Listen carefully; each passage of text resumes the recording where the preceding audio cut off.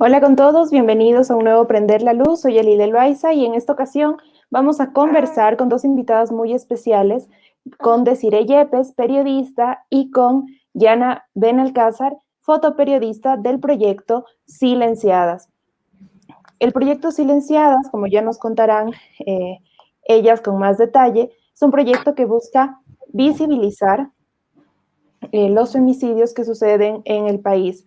Y vamos a conversar sobre este proyecto no solo por la plataforma en la que está montado, por el enfoque que tiene, sino también porque es necesario conversar sobre el periodismo con enfoque en los derechos humanos y con enfoque y respeto en las víctimas.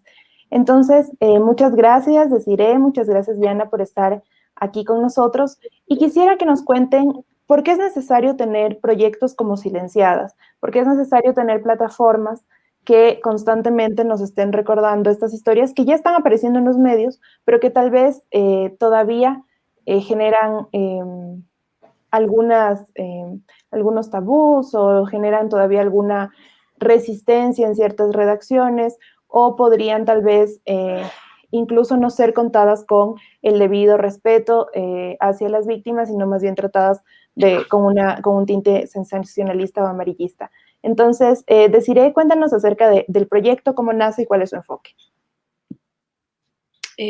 Buenas tardes con quienes se suman a esta transmisión y muchísimas gracias a Yalile por el espacio.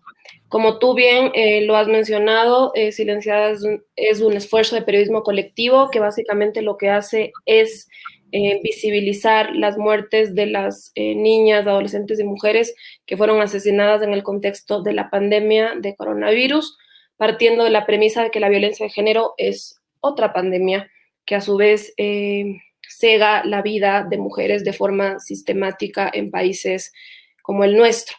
¿Por qué es importante que haya este tipo de espacios? Porque si bien todo lo que tiene que ver con violencias hacia las niñas y las mujeres se ha contado de forma histórica en los medios de comunicación ecuatorianos, es decir, siempre han estado además desplegados con grandes titulares y fotos y escenas sumamente explícitas, si cabe. Este tipo de ejercicios de periodismo con enfoque de derechos humanos lo que hace es, primero, se convierte en un repositorio de memoria, es decir, no deja que las víctimas se conviertan en un número más, sino que les da un nombre, les da una voz y en muchos de los casos, que es lo que intentamos, les da una historia. Y segundo, lo que hace es entender la problemática y entender esto como un hecho estructural y no como un tema aislado como se lo ha tratado en los medios, ¿no?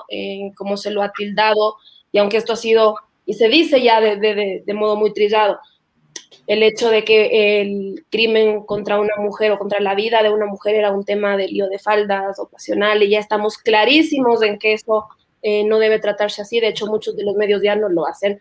Todavía nos quedamos en la superficie, es decir, en la muerte, en el asesinato, mejor dicho, de la persona como tal, y se deja de lado que esta persona tenía una historia, tenía una vida, y eso se desconoce por completo. Has dicho algunas cosas interesantes, decir, sobre todo en el tema de la memoria y en el tema de cómo están también presentadas generalmente las noticias que tienen que ver con los femicidios, con las muertes de mujeres. Antes de entrar ya al contexto de el proyecto como una necesidad de seguir visibilizando esto durante la pandemia, como lo has mencionado, quisiera que Yana nos cuente acerca de la importancia de mantener esta memoria a través de la fotografía. Cómo contar estas historias que, como nos decía Desiree, muchas veces han estado acompañadas por fotografías muy explícitas que lo que hacen es desviar la atención del verdadero problema hacia imágenes que tal vez generan incluso un cierto tipo de morbo. ¿Cómo jugar con las fotografías? ¿Cómo hacer que haya este equilibrio entre la historia que necesita ser retratada, pero también con las víctimas que necesitan este respeto, con sus familias que necesitan este respeto después de pasar por una situación tan trágica como es el femicidio? Bueno, muchas gracias, Yalile. Como decía Desiree, para nosotros fue muy importante desde que planteamos la idea del proyecto recuperar la dignidad de las mujeres asesinadas, porque nosotros veíamos cierto maltrato a todas las cifras, a todas las muertes de las mujeres.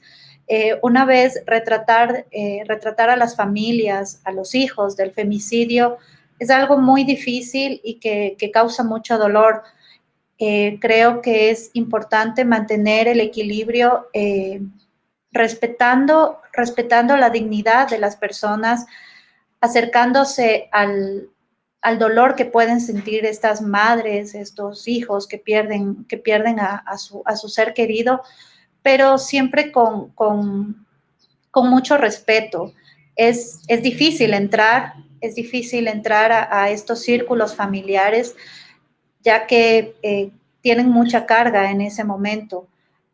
Pero al menos en las historias que nosotros hemos podido retratar, nos han recibido con mucha generosidad y desde la fotografía, que es lo que yo manejo, hemos tratado de mantener un equilibrio para poder retratar una realidad cruda, dolorosa, sin perder de vista el respeto y la dignidad de los familiares, para contar una historia verdadera.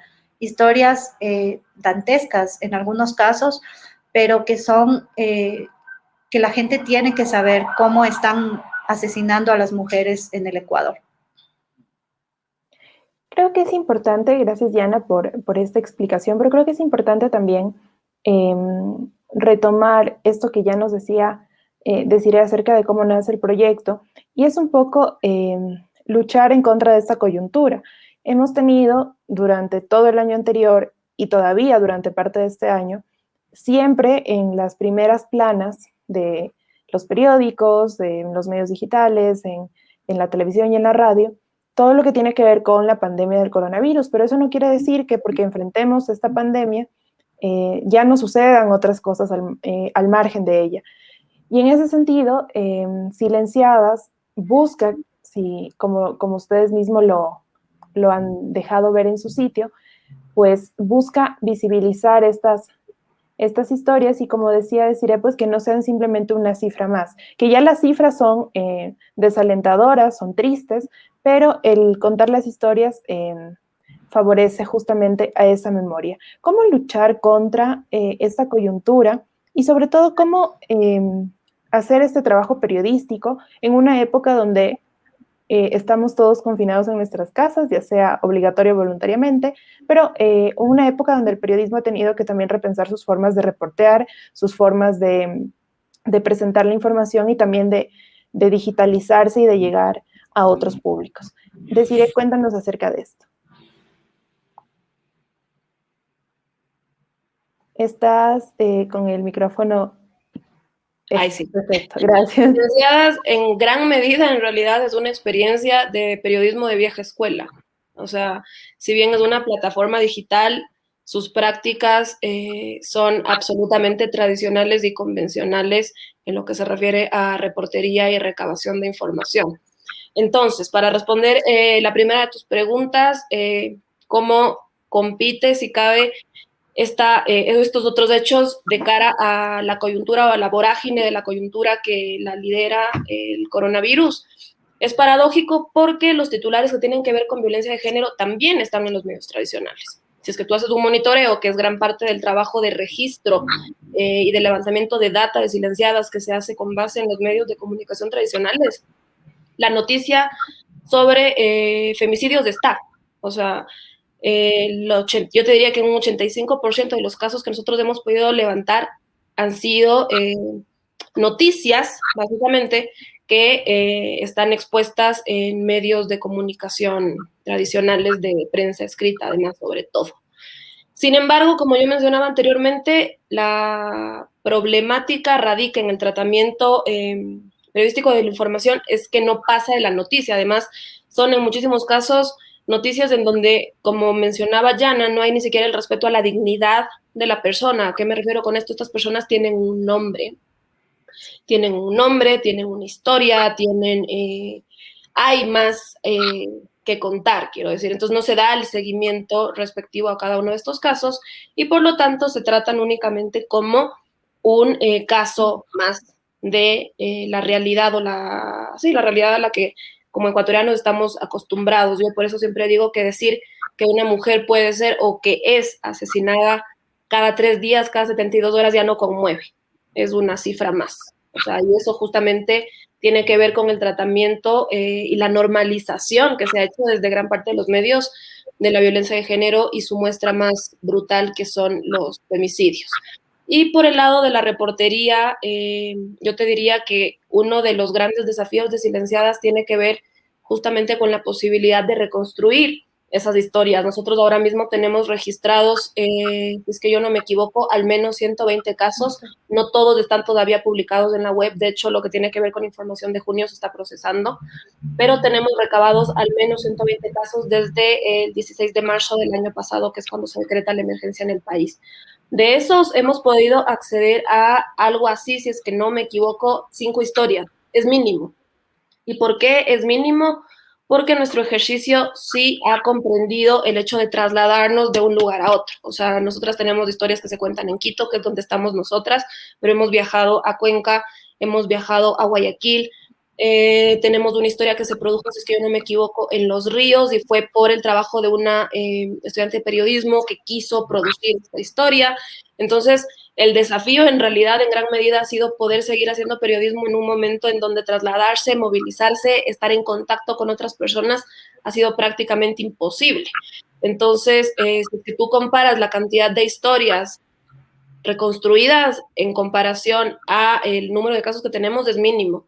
Y eso justamente tiene que ver por lo que te digo, nosotros no hacemos entrevistas por Zoom, videollamadas, ni nada por el estilo. Nosotros vamos hacia donde están las familias o quienes sobrevivieron a las víctimas y ahora están en capacidad de darles voz y justamente impedir que se queden en silencio.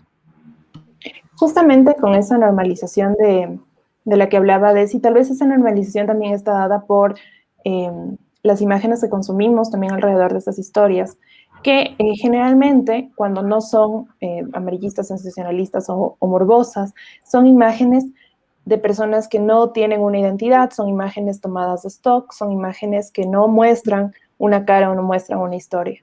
Yana, ¿cómo retratas estas historias con este acercamiento hacia, pues con las familias? ¿Cómo es el tratamiento desde el fotoperiodismo?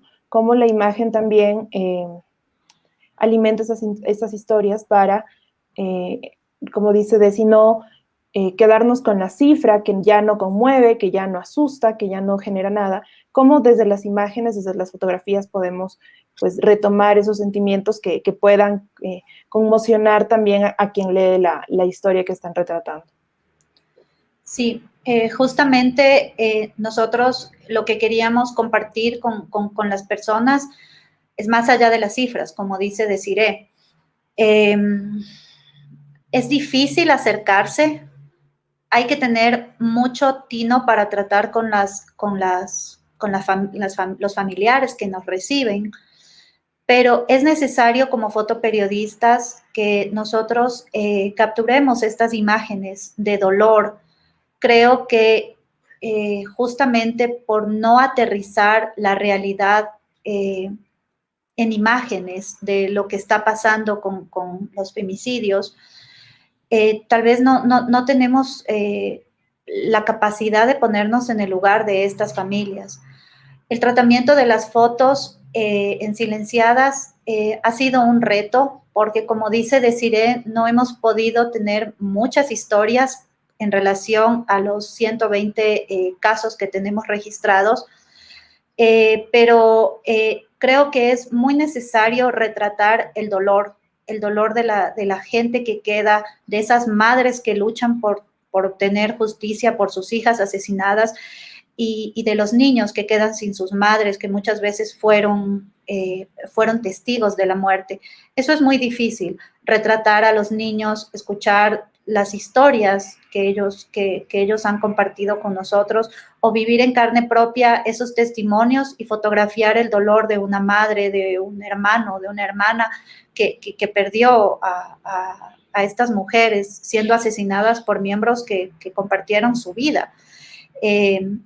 pero yo creo que en este momento y en esta era de la imagen que es tan potente, es necesario fotografiar estos testimonios. Es vital que los medios de comunicación también puedan tener acceso a todas estas familias y retratar la crudeza, porque las cifras son crudas, pero la realidad de estas personas y de estas familias es mucho más dura.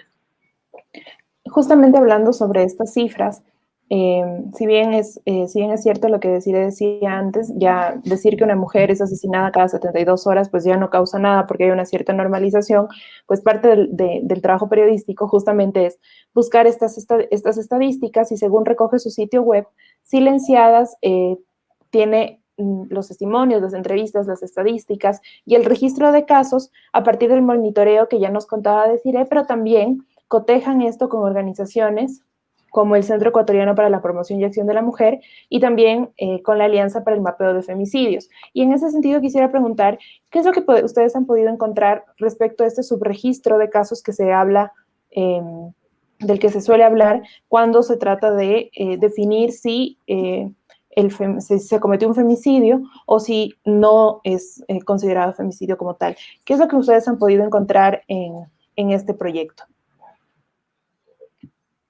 En efecto, hay un subregistro, o sea, tal como tú lo has mencionado. Yo me atrevería a decirte que en Silenciadas hay un subregistro, de hecho. O sea, yo te puedo decir que al menos 120 niñas, adolescentes y mujeres han sido asesinadas en el contexto de la pandemia. Estoy segura de que hay más. ¿Por qué?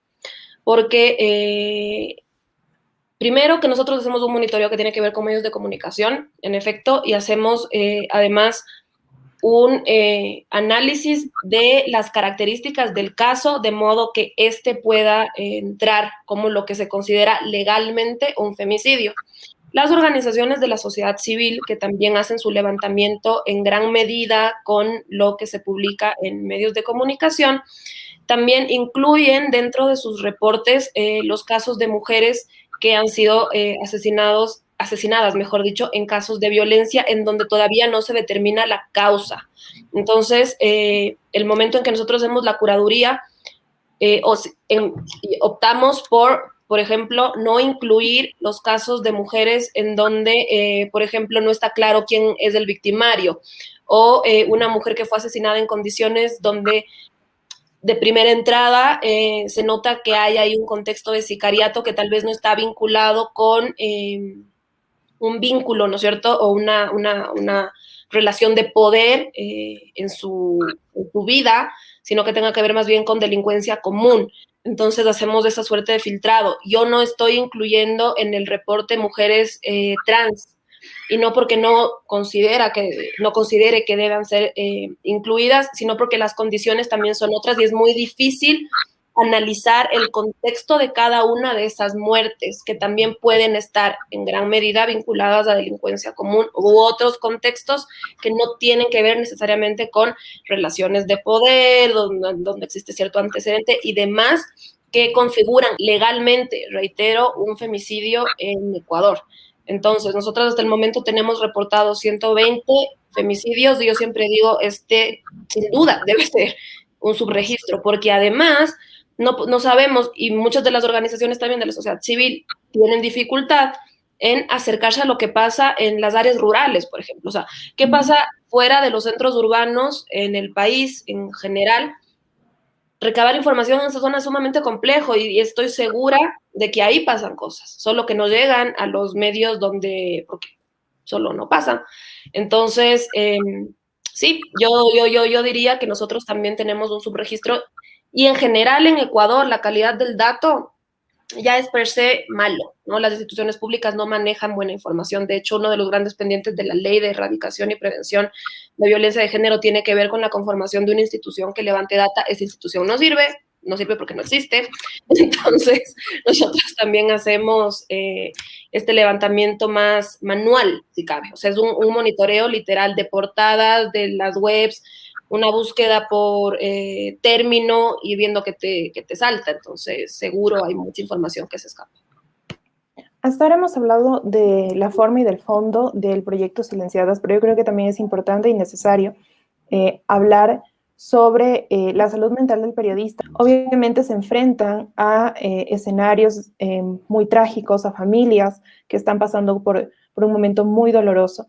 Y eso no queda ajeno, pues, de lo que el periodista como ser humano pueda también sentir. El periodista también se conmueve, el periodista también se asusta de las historias que a veces le toca contar. Entonces, quisiera que ambas me cuenten su experiencia. Quisiera empezar por Yana. ¿Qué es lo que han hecho o cómo se han visto ustedes en esta parte emocional de poder reportear este proyecto? ¿Y qué es lo que ustedes recomiendan para las personas que van a empezar a hacer cobertura de temas como el femicidio, que no deja de ser una tragedia? Bueno, nosotros sí en ciertas ocasiones nos hemos conmovido mucho porque las historias son impresionantes. Personalmente pienso que los periodistas y los fotógrafos siempre tenemos que conmovernos para poder acercarnos más a las personas y poder fotografiar mucho más allá del sujeto que tenemos al frente. Yo les recomiendo a las personas que quieran hacer estas coberturas que no tengan miedo, que lo hagan, pero que va a llegar un momento en que tienen que separar lo que es el trabajo y lo que es la salud mental de nosotros, y más en esta época que todo el mundo está encerrado, que tenemos tantas cosas en que pensar, tantas cosas en que ocuparnos, que hemos reaprendido a vivir en el encierro.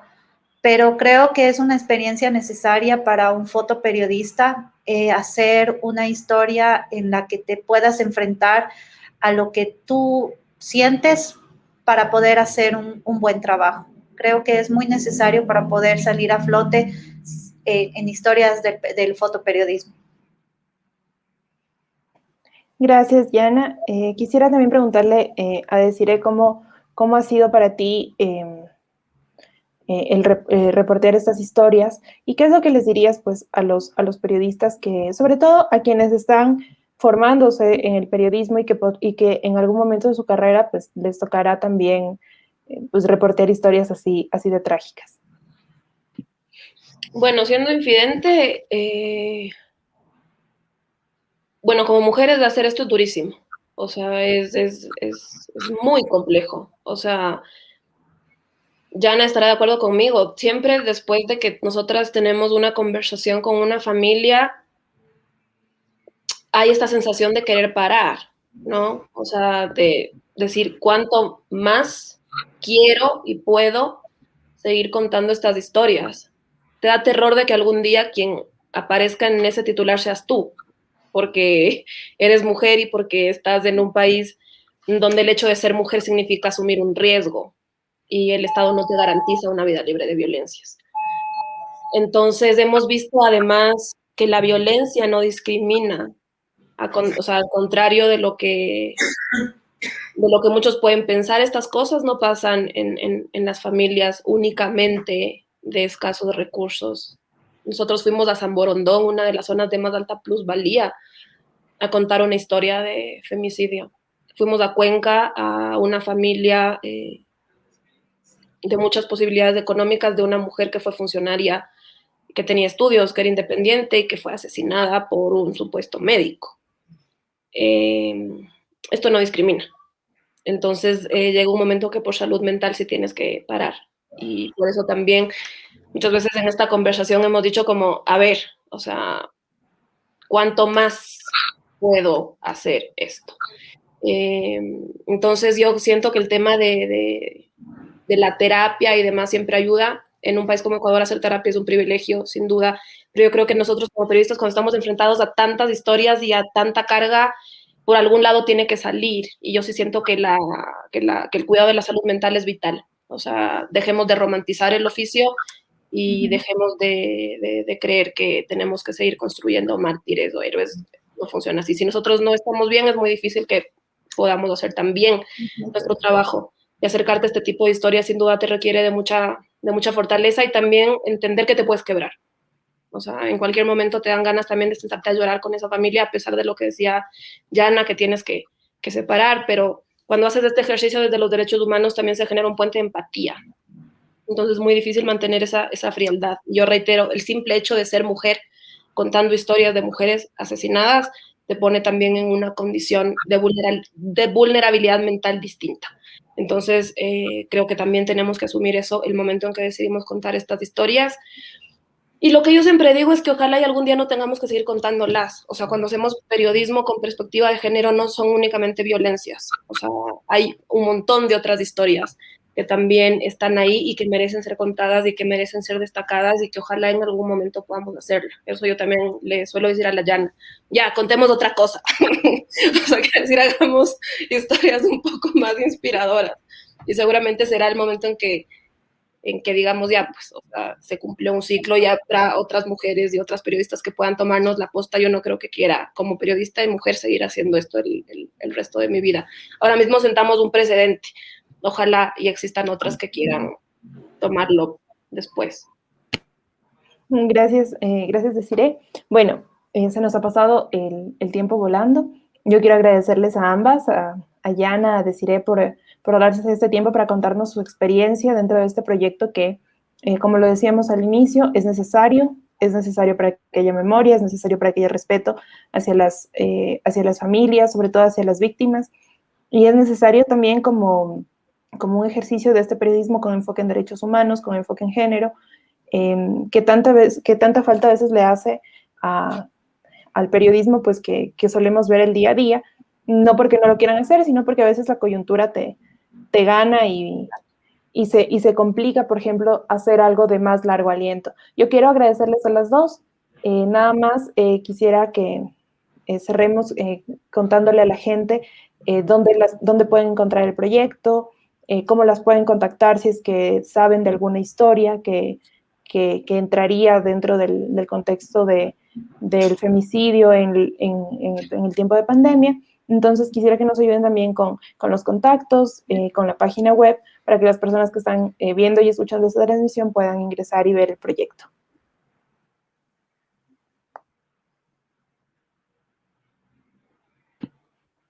Voy. A ver, pueden entrar a silenciadasproject.com, ese es nuestro sitio web, ahí están alojados la estadística, tanto como los testimonios, los fotoreportajes y las entrevistas, pero además pueden seguirnos como @silenciadas en Twitter, en Facebook y en Instagram. Ahí están también nuestros canales directos de comunicación y sí, las puertas del proyecto están abiertas para otras periodistas que estén en provincia y que quieran contar estas historias y que quieran publicarlas. Nosotros estamos súper abiertas a poder ser un espacio de difusión de otras voces también. Y en el caso de fotoperiodistas, me imagino que también estará la puerta abierta para que puedan retratar esas historias. Claro, por supuesto. Faltaba más. Necesitamos manos que se unan a nuestra causa, y la invitación también es para las fotoperiodistas que quieran trabajar con nosotros, que quieran contar historias de provincias, de todo el país. Bienvenidas. Bueno, muchas gracias a las dos. Nuevamente les reitero el agradecimiento por el tiempo y por contarnos acerca de este proyecto tan necesario en una época como la que estamos viviendo. Gracias también a quienes han unido a esta transmisión, quienes nos escuchan en la versión podcast, y los miércoles, cada 15 días, pues tenemos una cita en Al Grano con el programa Prender la Luz, este espacio para conversar sobre el trabajo periodístico a profundidad. Muchas gracias y nos vemos en una siguiente emisión. Muchas gracias.